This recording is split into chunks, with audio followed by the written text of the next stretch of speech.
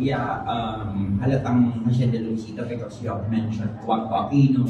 Tapos yung immersion na ginawa niyo dito ay voluntary, hindi to by org? Sa'yo lang? Ano to eh, hindi, by org to sa school kasi namin. Sa school? Oo. Yung time na pumasok ako, ay yung time na kainita ako magsulat ng tula, kainita ako magpasa ng mga kuya ni Rio Alma, kay Ordonez, nila. So mostly for mga lumang Makati yung binabasa ko. Oo.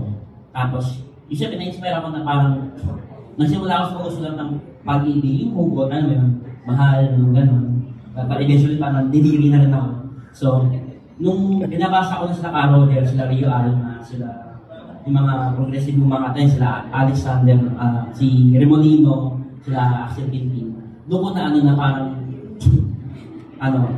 yung tula, doon ka namulat na hindi lang para umibig. Pag ang tula, hindi lang siya tungkol sa, sabi nga ni Axel, ni Alex, parang ang tula, hindi lamang para sa mga pagkasalubong ng mga pili at movie.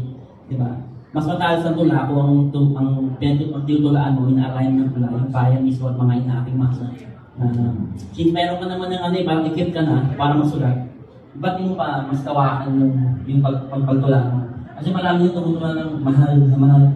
So parang nakaka-uway na eh, bulit eh. Pero yung ganitong medyo sabi lang, parang siya eh, parang pag nababasa naman, lalo sa yung sa email ko, butik-butik na maritag ng mga prop ko, yung sobrang progressive ko lang. Hindi naman po, gusto ko lang kung nag-explore na po akong tumula sa mga ibang bagay na hindi naman dati na hindi.